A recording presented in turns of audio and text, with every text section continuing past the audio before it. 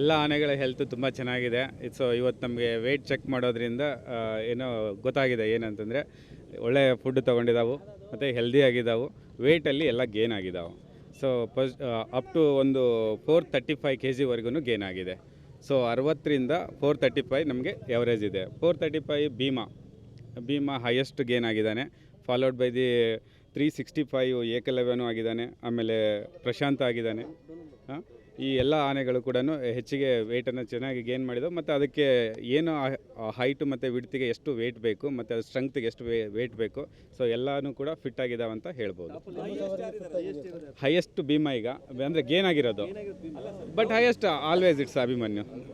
There is no doubt.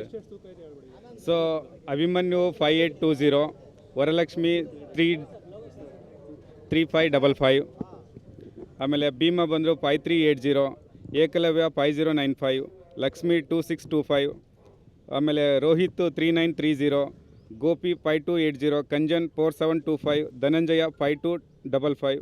So ಇಲ್ಲಿ ಇನ್ನೊಂದು ನೋಡ್ಬೋದು, ಲಾಸ್ಟ್ ಟೈಮ್ ಧನಂಜಯ ಸೆಕೆಂಡ್ ಇದ್ದ, ಈಗ ಅವನು ಕ್ರಾಸ್ ಮಾಡಿ ಭೀಮಾ ಸೆಕೆಂಡ್ ಇದಕ್ಕೆ ಹೋಗಿದ್ದಾನೆ, ಪೊಸಿಷನ್ಗೆ ಹೋಗಿದ್ದಾನೆ.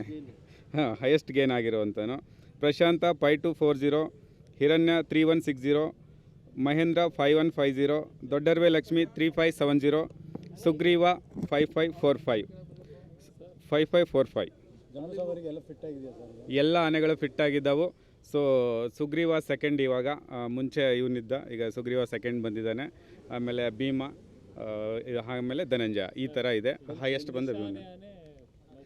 ಎಲ್ಲರೂ ಇವತ್ತಿದ್ದೀರಾ. ನಿಶಾನೆ ಆನೆಯನ್ನಾಗಿ ಧನಂಜಯನ ಆಯ್ಕೆ ಮಾಡಿದ್ದೀವಿ. ಇದು ನೌಪತ್ ಆನೆಯಾಗಿ ಗೋಪಿನ ಆಯ್ಕೆ ಮಾಡಿದ್ದೀವಿ. ಸೊ ಉಳಿದ ಆನೆಗಳು ಸಾಲಾನೆಯಲ್ಲಿ ಪಾಲ್ಗೊಳ್ತಾವೆ. ಕುಮ್ಕಿ ಆನೆ, ಹಿರಣ್ಯ ಮತ್ತು ಲಕ್ಷ್ಮಿ. ಸೊ ಈ ಆನೆಗಳು ಅದು ಏನಂದರೆ ಘಟನೆನೇ ಅಲ್ಲ ಅದು. ಯಾಕೆಂದರೆ ಅದು ಯೂಸ್ವಲಿ ಏನಂದರೆ ಲಕ್ಷ್ಮಿದು ಲಾರಿ ಹತ್ತುವಾಗ ಒಂದು ಹಠ ಇರುತ್ತೆ, ನಾನು ಲಾರಿ ಹತ್ತಲ್ಲ ಅಂತ. ಶ್ರೀರಂಗಪಟ್ಟಣದಲ್ಲಿ ಚೆನ್ನಾಗಿ ಕಬ್ಬು ಮತ್ತು ಬೆಲ್ಲ ಕೊಟ್ಬಿಟ್ಟಿದ್ದಾರೆ, ರಾತ್ರಿ ಅವ್ರು ಚೆನ್ನಾಗಿ ಕಬ್ಬು ಬೆಳೀತಾರೆ ಅಂತೇಳಿ. ಸೊ ಅದಕ್ಕಾಗಿ ಅದು ಹಠ ಅಲ್ಲಿಂದ ನಾನು ಶ್ರೀರಂಗಪಟ್ಟಣದಿಂದ ಎಲ್ಲಿ ಲಾರಿಯಲ್ಲಿ ಹತ್ತಿಸ್ಕೊಂಡು ವಾಪಸ್ ಕ್ಯಾಂಪಿಗೆ ಕರ್ಕೊಂಡು ಹೋಗ್ತಾ ಇದ್ದಾರೇನೋ ಅಂತ ಹೇಳ್ಬಿಟ್ಟು ಹಠ ಮಾಡಿದೆ, ಅಷ್ಟೇ ಬಿಟ್ಟರೆ ಮತ್ತೇನಿಲ್ಲ ಅದರಲ್ಲಿ.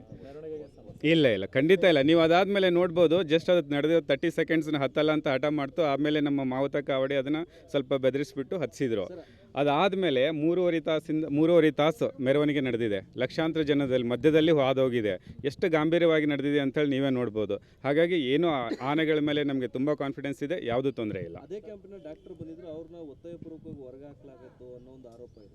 ಇಲ್ಲ, ಏನಂದರೆ ಆಲ್ರೆಡಿ ಇಲ್ಲಿ ವೆಟರ್ನರಿ ಡಾಕ್ಟರ್ಸ್ ಇರ್ತಾರೆ. ಯಾಕಂದರೆ ನಮಗೆ ಡಬಲಿಂಗ್ ಆಗೋಕ್ಕೆ ಇಷ್ಟ ಇಲ್ಲ. ಎಲ್ಲೇನೋ ಇವ್ರಿಗೆ ಕೊಡೋ ಇದನ್ನು ಇಲ್ಲಿ ಬಂದ ಮೇಲೆ ನಮ್ಮ ಡಾಕ್ಟರ್ ನೋಡ್ಕೊತಾ ಇರ್ತಾರೆ. ಹಾಗಾಗಿ ಹೊರಗಡೆ ಅವ್ರು ಬಂದು ಮತ್ತೆ ಟ್ರೀಟ್ಮೆಂಟ್ ಕೊಡೋಕ್ಕೆ ನಮಗೆ ಅವಕಾಶ ಇಲ್ಲ. ಸೊ ಹಾಗಾಗಿ ಇವ್ರು ನೋಡ್ಕೊತಾರೆ, ಏನು ತೊಂದರೆ ಇಲ್ಲ ಅದರಲ್ಲಿ. ಜಂಬೂ ಸವಾರಿಯಲ್ಲಿ ಇನ್ನೂ ಡಿಸೈಡ್ ಆಗಿಲ್ಲ. ಅದು ಮಾಮೂಲಿ ಅಂತೂ ಜಂಬೂ ಮೆರವಣಿಗೆಲ್ಲಂತೂ 3 ಆನೆ ಇರ್ತವೆ. ಅದಾದಮೇಲೆ 9 ಆನೆಗಳಂತೂ ಇದ್ದೇ ಇರ್ತವೆ. ಸೊ ಅದ್ರ ಮೇಲೆ ಹೆಚ್ಚಿಗೆ ಹಾಕಬೇಕೋ ಬೇಡ ಅನ್ನೋದನ್ನು ನಾವು ಕೊನೆಯಲ್ಲಿ ಹೇಳ್ತೀವಿ. Okay, thank you.